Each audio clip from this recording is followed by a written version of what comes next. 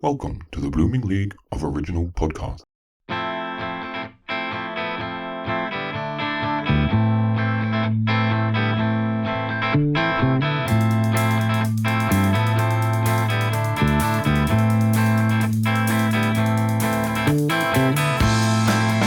Hi, come join us as we tour around the world in 80 plays. I am Lizzie B. And I'm Alfie Parker. And we are joined by our leading lady, co-host, travel buddy and fur baby, Dolly the Dog. For this week's very first episode, we're starting at Southend for 5 days on the first stop of the Sister Act UK tour. In this series, we're going to be exploring UK and Northern Ireland's wonderful arts history and culture as we make our way from city to city with Sister Act. But first, we should probably start off by telling our listeners a little bit about who we are. We thought it would be more fun to kind of do this through a little game. So last night when we were preparing for our first episode, we secretly went and wrote 5 questions to ask each other to find some random facts about each other that maybe we don't even know. We should probably say that we are a couple. We are engaged, me and Alfie. What a lucky man. We've been together for 5 years now and are working together, which would be some people's idea of hell, but we love it. And we're in a great show and we're very lucky. So yeah, we move around the country with each other and with the best dog ever, Dolly. But I think through these questions, we might actually find out some new information about each other. So, Alfie, do you want to ask the questions first? Let's do it. Here we go. 5? Yeah, 5 questions. 5 questions. For you All right, as well. let's do it. Here we go. Your favourite flavour of crisp? Do you know what? I'm going to say salt and vinegar because I would normally say like sour cream and chive, something like that. But I'm really in a salt and vinegar phase at the moment. The ones that hurt your mouth. The ones that burn. Yeah, the ones that burn. That's what I like when I eat a crisp. Nice. Question 2. What are 2 things on your bucket list? That is such a good question. My questions are rubbish compared to you. I'm going to say skydiving, but I think you already knew that because I'm an absolute adrenaline junkie and I would love to do that. And going to South America, which I think you already know as well. Alfie and I are very finance conscious, I would say, and we're actually really rubbish at treating ourselves. But I've decided that saving up to go to South America, not even with Alfie, but with my mum, is kind of the next big thing that I would love to do. So that's probably, my main thing I would love to do. Okay. If your life was a song, what would it be called? Why are these questions so good? That's not the answer. My questions are going to be really disappointing after this. I think it would be called... This is going to be such a cheesy answer, right? Something like... I never thought I'd actually do it. No, yeah, that makes sense. And I think it would be kind of referring to I have achieved so much that I have always wanted to, but I never actually thought I'd get to do it. It's nice. So, good answer. There we go. What does not belong on a pizza? Pineapple. You see, I disagree. I mean, I only ever had it about twice. Pineapple on a pizza is great. The thing is, though, I'm not the biggest fan of fruit with... In general. No, that actual burn of it all, though. Fruit in general, you're actually so mean. No, fruit with savoury foods. I don't really do you know how some people are really into raisins and stuff? I just can't bear it. Yeah. So pineapple, no, that's sacrilege. Right, was that your questions? I've got one more. Oh, God. Okay, here we go. What did you want to be when you grew up? Well, I feel like it changed quite a few times in my life. So as a kid, definitely pop star was top of the list. But then I actually still have PTSD from this time when at primary school, I was sitting with my friends and we were designing costumes we were going to wear to be pop stars. And then I drew a picture of me in a denim crop top and the girl sat next to me went, "That's not a crop top, it's a bikini from Marks and Spencer's and you can't wear it to be a pop star." And at the time it was the meanest thing someone had ever said to me, and I still have PTSD, so that was the day that dream died. Then I feel like pop star was top of the list, but I actually, in a sensible way, wanted to be a newsreader. So that's what I thought I would actually end up doing. And then becoming an actor was just a mistake. What have I done? No, I'm really happy, but I think I was trying to be realistic, but now I'm actually doing the best job ever. Yeah, cool. So my questions are so rubbish compared to what you've just asked me. It's literally like a 5-year-old's written them. Normally, I'm the rubbish one, so that makes Alfie's making a really good impression in the first episode, and I'm just letting everyone First down. impressions are important. You'll notice as we go on that I get progressively more rubbish. Yeah, to be fair, the only way is up for me and the only way is down for you, so it's fine. Right, here we go. What was your first show? And I mean first show ever, not professionally, like in your life. Ooh. That you were in. Okay, you're like keeping it. No, they're not all like this. Oh, okay, fine. I was going to say, it was a pantomime in Worthing. I already know the answer and I have to set him up. And I played a little wolf in Jungle Book. And what did you sing? Oh, what is that song? No matter what they tell us. Yes. No, that wasn't my first. Oh, that was your second. My second, where I played a lost boy in Peter Pan. The first, I was officially a wolf in Jungle Book Panto with someone called Jess Conrad. It's a throwback name for you. Okay, I put this deliberately because I know that you'll be very passionate about it. What's your favourite food? Pizza. No hesitation. I mean, maybe a little bit of hesitation because I love a sausage roll. But yes, I have a tattoo of a pizza slice on my wrist for people who don't know me. I'm very passionate about pizza. I could eat pizza every meal of the day. I love it. I love it cold. I love it hot. I don't discriminate. You can pretty much put whatever you want on there. Bar fish. I'm not a fish man. Lizzie loves tuna, but love a tuna pizza. It's not for me. There we go. Okay, I'll be interested with this answer. Where is your favourite place in the world? My favourite place in the world? I mean, I love Brighton. That's a cute answer. I think it probably is true. So me and Alfie live in Brighton. Yeah, and we both grew up down there, so. Yeah, I mean, in all seriousness, and I'm not just saying it because people are going to hear it, it would probably be Brighton because, that's where we live and our families are down there. Or it would be Canterbury, in all seriousness. And that is where I proposed to Lizzie. Buy a bin.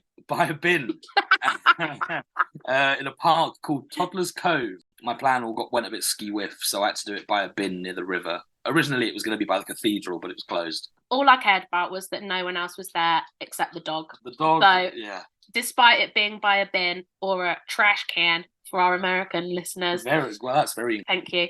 It was great. Okay, this is a rogue question. Favourite mode of transport? That is so weird.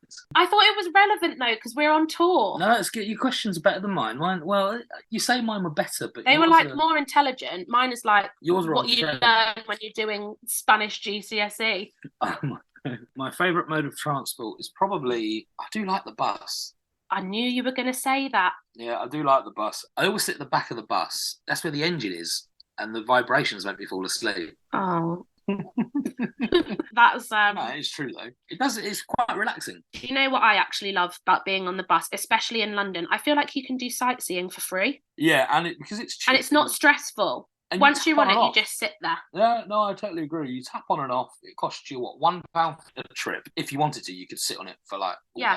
Like the other day, I was doing a bit of work in London, which never happens these days. I feel like once we're away, and we never go to London. But I was there for a day doing some work and they got us a taxi to go between venues. And I was just I feel like since not living in London, anytime I can actually do a bit of sightseeing, especially if it's free, it's so much more exciting now because we don't see it every day. Yeah, that's it, isn't it? And because we both used to live in London, once you move out of there, you can take it for granted less, if that makes sense. Yeah, and when it's free, it's even better. Well, free or £1.80. Is it £1.80? I think so. It's gone up. Don't know. Don't quote us on that. All right. Anyway, last question, and I feel like there are a few potential answers to this, so I don't know which one you'll pick. Favourite film? Hot Fuzz. That I would have put money on it being that one, but I did think it could have been Shaun of the Dead or The Matrix. I love The Matrix. Only the first one. After the first film, it all gets a bit silly. I love the Cornetto trilogy in general, which, if you don't know, is Shaun of the Dead, Hot Fuzz, and World's End. Yeah, I love that, but Hot Fuzz is my favourite, and if they ever turned that into a musical, I would give my arm to be in it. And here's a question to see how much you really love me. What's my favourite film? Right, should we move on to the next? No, your favourite film? I feel like I test you on this all the time. The dinosaur one, the cartoon dinosaurs. No, Alfie. 15 going on 50 or whatever it's called. Okay, it's 13 going on 30. But you know to what be I meant. fair, I'll let you have it, because for anyone who knows Alfie and is listening, you'll know he's got the memory of a sieve. So the fact he even said that at all is a win in my book, because normally he doesn't even know when my birthday is. So I do know. let's not say it for everyone in case they try to steal my identity. But Right. okay. Anyway, hopefully you know a bit more about us now. I think they were quite good questions overall. Yeah, yours weren't as rubbish as what you said they were going to be. They were quite rubbish. No. It's like when you, like I said, when you learn Spanish GCSE and you think you're going to go to Spain and be like, me gusta el fútbol. That's why I like football. Yeah. But actually, you're not going to say that to a Spaniard when you're there, are you? You might if they ask you about your favourite sport. Yeah, but football isn't my favourite sport. It's just the sport I know how to say. Yeah, fine. Right. Well, that was a bit of fun. Hopefully, people got to know us a little bit more. I feel like we should tell you a bit more stuff about us that's like relevant to the podcast as well. So in terms of what mine and Alfie's actual jobs are, we are both actors. I know people will tell me off for saying I'm lucky, but I do think we are lucky because we've done some really amazing shows between us. I would say my most prominent role to date was playing Tracy Turnblad in Hairspray in the West End, and then I've been really lucky that since then I did Martha in Heathers at the Other Palace, and I'm now currently playing Sister Mary Robert in Sister Act UK Tour. Yeah, for me, something that I always love to say, which I think is very cool, is that I was part of the original West End cast of School of Rock. And that was my first job outside of Panto. My first professional big musical. From there, I've been in musicals such as Joseph, Kinky Boots, and yeah, now I'm currently in Sister Act, playing Eddie Salver, the policeman. So pretty cool, really, that we've done all those exciting things. In terms of touring, this is now my 5th UK tour. Can you believe it? So I did Three Little Pigs / Shakespeare Review in Rep. That was my first UK tour, and it was an amazing kind of baptism of fire doing shows in Rep and touring. I then did Fat Friends the Musical, Kinky Boots, which is where me and Alfie met, and then Sister Act ×2. This is your third? Third. Could have been fourth, but third. I was also meant to be in Fat Friends when it came round again, but sadly, COVID-19. Dun, dun, dun. But yeah, we won't talk about that because that's really depressing. So yeah, this is my third tour in the UK, and I've been lucky enough to go to Germany and do another version of Sister Act. We get about, don't we, Al? That's kind of Sister Act ×2. Yeah, true. Kind of. Now on to the most important part of this podcast, Dolly the Dog. We know it's the content that everyone is really listening for. It's the content that fulfills our lives, to be honest. So, Dolly, basically, I grew up with a dog, have always loved dogs. My parents got a dog in 2018, which is the year I met Alfie, but they got Billy, their dog, in the January, so a few months before I met Alfie. And I was desperate to have my own dog. When I met Alfie, I made it quite clear that he would be the second most important man in my life after Billy. And Alfie hadn't had like a huge amount of experience with dogs, but I think it's safe to say with Billy it was love at first sight. Yeah, so normally I've got a big bushy beard, and Billy does too, because he's a little mini schnauzer. It's a lovely beard, better than mine. And yeah, we hit it off pretty much straight away. And that is really, I guess I have to thank him really for us having Dolly. Yeah. Really. So at the end of Kinky Boots, so we were on the road with Kinky Boots for 16 months, long time. And at the end made the brave decision to move in with each other. And we basically moved in somewhere where we knew we could get a dog, because that was a massive priority for us. And then the pandemic hit. Everybody in the world wanted to get a dog.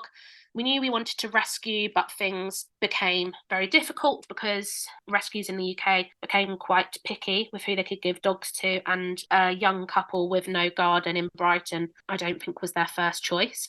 Hence why we started looking at foreign rescue charities. I was apprehensive at first because I kind of knew that it would be very likely that we would be taking on a more difficult dog who'd probably had more trauma than dogs in the UK.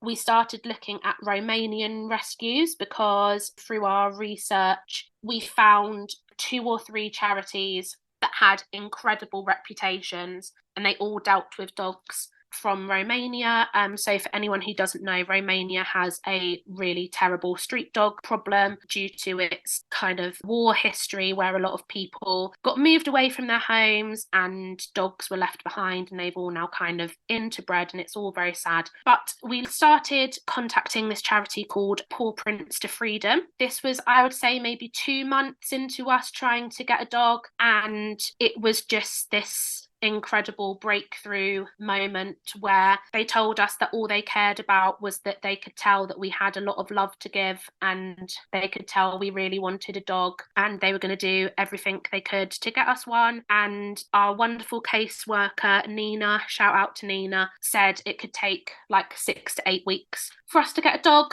which we were happy with by then because it was kind of the first bit of progress we made. 2 days later we got a text from her, and she said, I've just had a failed foster come to live with me, and I think she might be your dog. Oh my God, as if I'm getting really emotional. You are. Remembering all of this. You are. I just love Dolly so much.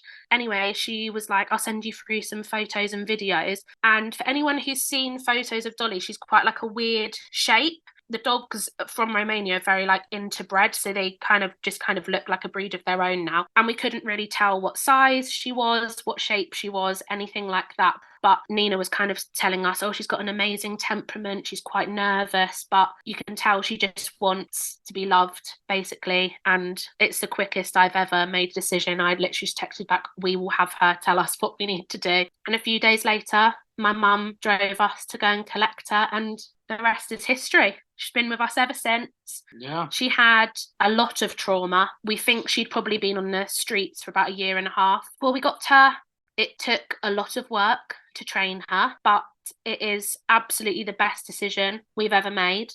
And we love her so much, and we don't go anywhere without her. I even took her to Germany for 4 weeks by myself when Alfie was over there. We went on a boat and all of that stuff, and she just is amazing. So we wanted to make sure that we made her a huge part of this podcast as well, because she's a massive part of us being on tour as well. She comes everywhere. Yeah, she really is. You know, when people say, you know, dogs are part of your family, I mean, she really, really is. What we do on this podcast will reflect that 100%. You know, you'll find out where we go and what we get up to. And it's normally because Dolly can come. She is, I guess, the main star of this podcast. She's the main star of everything. Of our lives.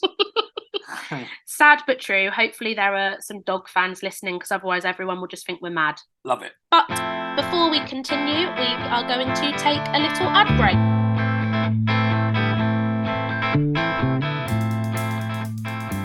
G'day, and welcome to an extra short preview edition of Thrash and Treasure, the Torture Chamber musical comedy podcast that wished upon a star, but all we got was an Instagram full of Gaston selfies. And speaking of full of gas, I'm Aaron.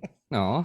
And I'm joined as usual by the only one of us to survive Thanos' snap, thanks to the Snapola scheme. It's Mr. J-Wags. How's it going? Amazing. So glad to survive that Thanos. That's it. I hope it was worth the money. That was actually a little reference to Memphis. Yes. If memory serves me correct, that's about the payola scheme, about getting songs on the radio. Oh, yes. Big payola scheme. Trust me. Oh, yes. That's it. Anyways, guess what? What? We have another legendary Disney diva in the fuel chamber today. So it's this Aussie's deepest pride and greatest pleasure causing me to cave in wonder at the wonderful world of Disney Neverlander's career as we watch him rocketeer and bolt up there with an iron wheel and the G-force of a flying carpet that was found by some Minnie Mouse and Rat rescuers down under the sands of Agrabah, where we also found a true blue Tony Award-winning genie from today's chosen Mouseicle. So we made a wish for 3 names and out popped the marvelously magical and mythologically admired Mr. James Monroe Iglehart. Yay! Welcome to the Torture Chamber. I can cross another dream guest off my list and die. Oh my God. Okay, I have to say something. I have been on many a show. And I have been asked to do intros for some of my favorite WWE wrestlers. Yep. And let me tell you, I can honestly say, without a shadow of a doubt, after 18 years of being in this business, that was the best intro I have ever heard in my life. As a matter of fact, I need you to email that to me so I can show my friend. I need to have that. I need to frame it. It is the most amazing intro I've ever heard in my life. I am so honored. That was literally the dopest thing I've heard ever about myself. That was fire. Absolute fire. Wow. And now I have a question. I did this with Julia Murney because, as we learn on this show, I have the strangest DVD collection. When was the last time you watched this movie? Okay. That's the reaction I'm looking for. Yes. The last time I watched Beyond the Valley of Dolls was probably about a year and a half ago. Oh, wonderful. Because a friend of mine made a joke. It was a twofold joke about Roger Ebert being, loved watching, at the movies with Siskel and Ebert. And I said, oh my gosh, I think it's funny that a critic only wrote one movie. They're like, he didn't write a movie. I'm like, yes, he did. He wrote a movie. My father was in it. My father, played the black boxer in Beyond the Valley of the Dolls. Oh. Yeah, okay. So that's why he brought that's my pops. So I went back and watched it and just kind of went, there's a movie for its time. There's a movie for its time. Mm-hmm. I resent that. It's a timeless movie and I love it. Well, what's funny is it's such a cult classic that it's played like at midnight showings like all around the world, and you have to go into it with an open mind, complete open mind. And you can hear the full James Monroe Iglehart interview along with more incredible legendary guests on Thrush and Treasure, wherever you get your podcasts, exclusively to the Bloop Network. Welcome back to Around the World in 80 Plays. We are going to talk a bit more about actually taking this show on the road.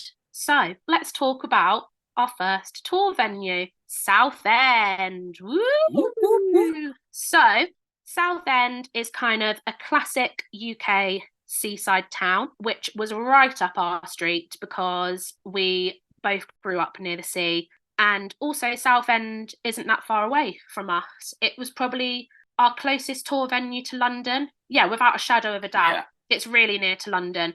So it's quite a good place to open, actually. It meant that it was very busy because Sister Act hadn't been in London for about a year. So it's a very popular venue.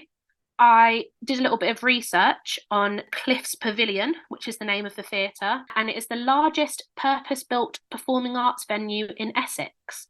So Essex is probably the closest area of the UK to London. It's like right next door. Yeah. I mean, you can get the tube through, from Essex to London. It's that close. It's that close. So when you're kind of talking about main cities with a theatre scene near London, Southend's probably top of the list. So yeah, it was a great place to open. And even though it was near to London, we got to be by the sea. And yes, you will be able to see photos from a lot of these theatres on our socials, courtesy of Rocky Horror star Kristian Lavercombe, who's been touring the UK and the world in Rocky Horror for the past 525, surely not. 500,000 performances. That's crazy. 500,000 performances. Oh, 3,000, but it probably feels like forever. Yeah, he's like the longest running ever cast member of Rocky Horror, isn't he? Yeah. That's gonna 500,000. Blimey O'Reilly. No. Yeah, he's been there forever. And he basically, because he's been to all the theatres ever, he's got gorgeous photos of all of them and he's letting us use them on our socials. Alfie's just got the joke. Yeah, sorry, it was 525,600 performances. Right. I'm going to let Alfie talk about what he did with Dolly while we were in Southend. And then we can talk a bit more about doing the show and rehearsing and all of that fun stuff that people might not know. But yeah, Alfie, what did Dolly do in Southend? Dolly segment.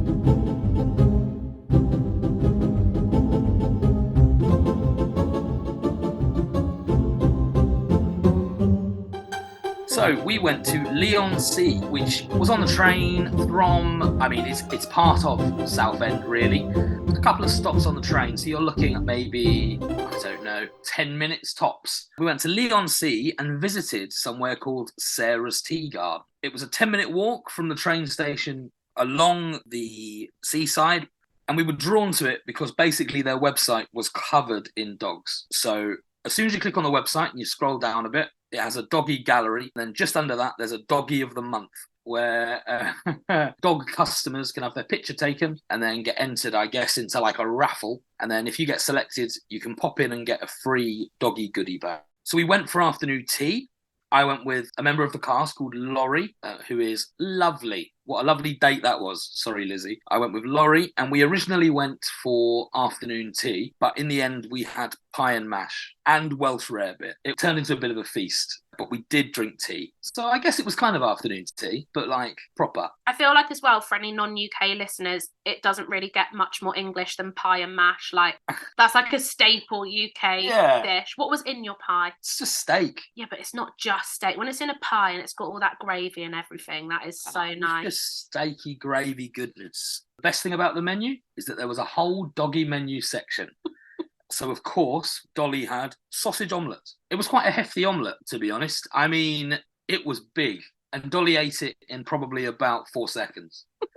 So she clearly really enjoyed it. After we had tea, I went and spoke to the Sara of Sarah's Tea Garden and kind of explained what we were up to and got her email address.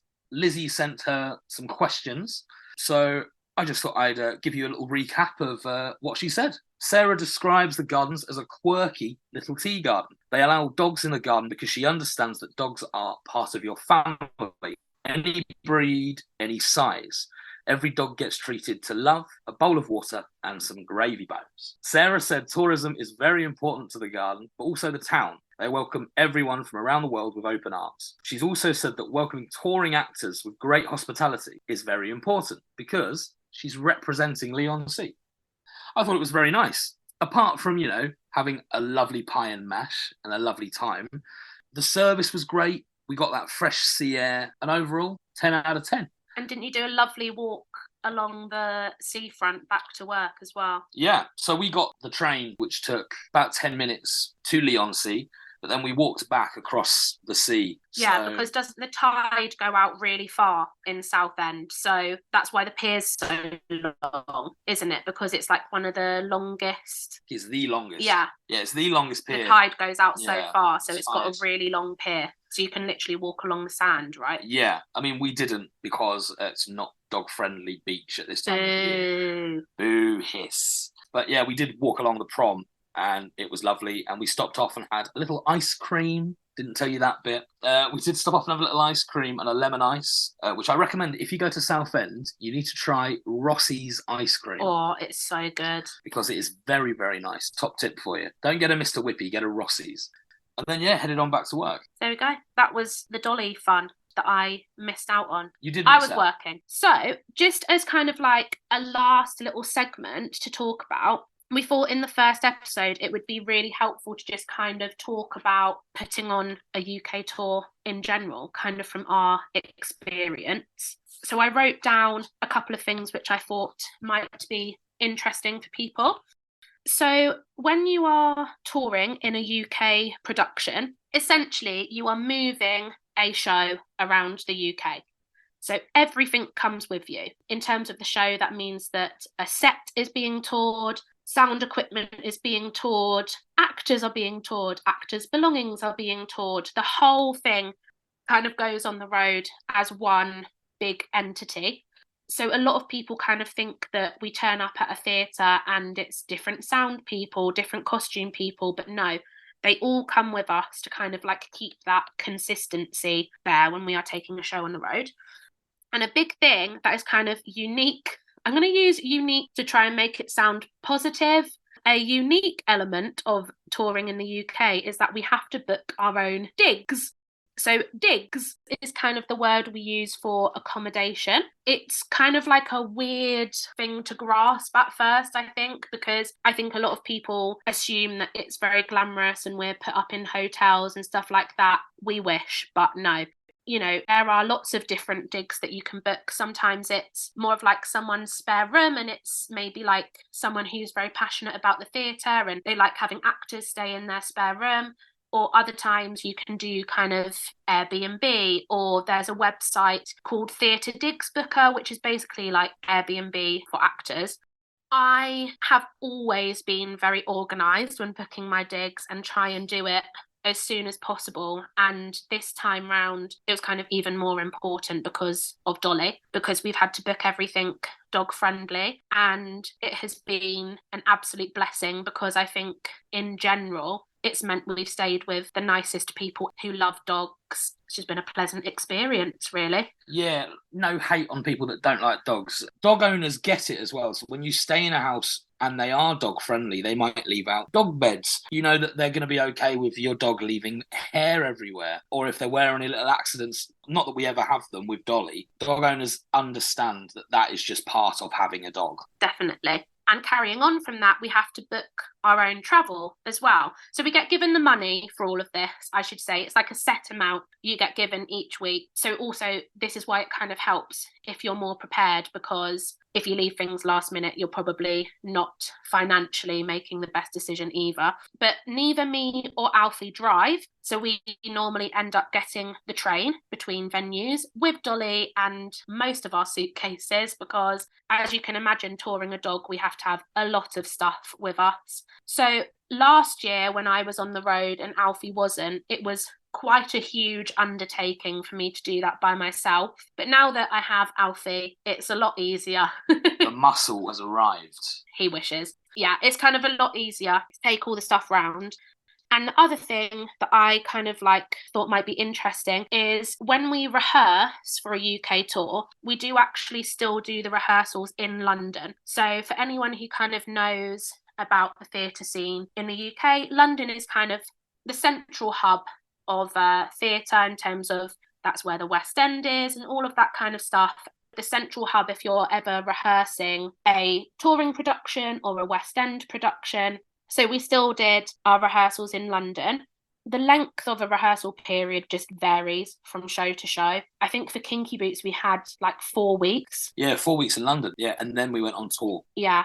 Whereas for this, we had 2 weeks and then went on tour. So it just depends. It kind of depends. I think with this, because it was an already established production, which had just been on tour, they kind of knew they could do it in less time. And then we went away and we did all of the tech process in Southend. Tech is where you wear your costume and your mic for the first time. You have the proper set, and it's kind of time for the technical departments to get the show ready from their perspective rather than from our perspective. Yeah, they always say tech is for them, not us. So during tech is where the sound, the lighting, the costume, all of those departments can iron out any problems that may crop up. Tech is not really a time for the actors. It is a time to, first see the set and first, see how the stage is. And when you're on tour, every venue you go to will have a completely different stage, depending on how wide it is, how deep it is, how much space you have in the wings. And depending on where we are on tour, it will depend how much set we can have with us. So sometimes in one venue, we might not have some pieces of set, whereas others will have all the set and more. So it completely varies week to week. Definitely. Carrying on from that about the set, usually kind of these productions, we do actually have some of the set to use in rehearsals in London.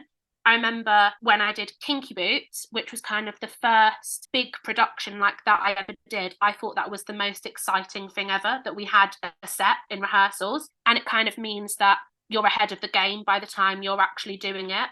I think especially in shows like Kinky Boots, the set is such a crucial part of the production. For anyone who's seen it, it's kind of got that big tower in the middle of the stage, which gets moved. And if you stand at the top of it, if you're scared of heights, it's not the most pleasant experience. That's Lizzie is referring to me.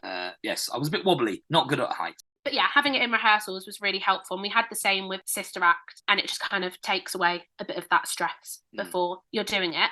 The tech process this time round for Alfie and I, because we had already done the show on the last leg of the tour, it was okay. Yeah, it was okay. I can imagine it's quite stressful for people that, we're working with some people where this is their professional debut. And I can imagine tech is a very stressful time for them and exciting. But I do feel like tech is where the stress kind of creeps in. That's where the show becomes real, I think, for a lot of people. They actually go, especially when you look out at the auditorium and we play to houses that seat, 1,000 people, just over 1,000 people. It really does become real because in the rehearsal room, you're performing to 3 and then it turns into 1,000. I think a lot of people, that can be quite daunting, scary, but also exciting. And I think on tour, it's kind of like what you lose is that sense of consistency. So in terms of like how big the space is each time, what it sounds like, what it feels like to sing in that space. And so that can definitely add to the stress of it, because you've sung in a rehearsal room for 2 weeks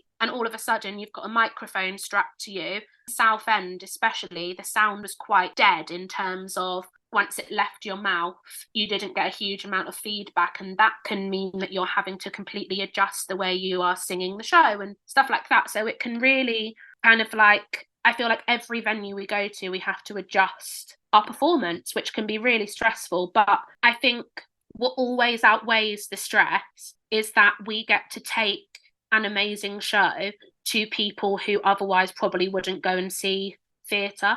And that's why I always feel really privileged to get to do touring theatre, because the response that you get, especially with shows like Sister Act, which are joyful shows, you can just sense that people have had an amazing time and they've been able to have an amazing time in an accessible way. They haven't had to travel really far or spend loads of money to go and see a West End show. They are seeing a West End level show in their hometown. Yeah, and I think that's really important, because theatre should be accessible. And a lot of people forget that if you're a part of a family of 4 and you have to get the train to London, yeah, the tickets are going to be, you know, if you're lucky, £40 each. And then you've got to get 4 train tickets, probably, you know, 8 meals, because you're going to have to eat probably twice because it's a long day. It just adds to that stress and the financial of it all. Whereas bringing the same quality show to a local theatre, I think, is super. And like you say, it is great coming out of stage door, because you can see the excitement. That's a nice positive way to end the first episode, I think. Yeah, all right. Yeah, let's end it on a... yeah. I don't want to talk about everything, because then we're going to be left with nothing. And then you'll which find we out. don't want. We want people to be waiting with bated breath for episode 2. They'll know that we're really boring. We're really not. We are incredibly exciting people. Absolutely. Aren't we? Yes. So that is about it for our first episode. We will be back next week in Hull, where we're going to be checking out for a bootleg exhibition. So more on that next week. You can find us on all of the social medias, Instagram, Facebook, X, as it's now called. Still not really used to it being called X. That's weird. But you will find us on all of those with some sort of version of Around the World in 80 Plays. Did you know that you can purchase our theme song, Blue Skies, by the Australian band Walken? That's right. You can help support our show and hear the full track, all thanks to Drew and the boys of Walken. We're truly grateful for the support. So, www.thetonistantales.com. There you go. So, if you go to www.thetonistantales... No. The Toniston Tales. Toniston. So, if you go to www.thetoniston... So, if you go to www.thetonistantales... This is good, keep this in.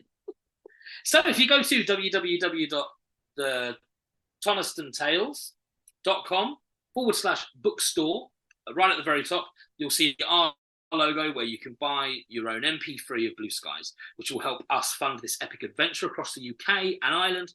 Plus, we can buy Dolly some treats along the way.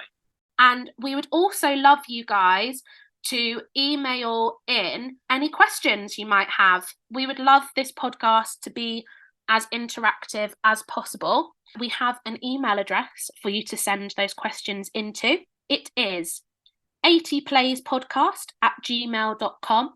80playspodcast, all one word. No holds barred.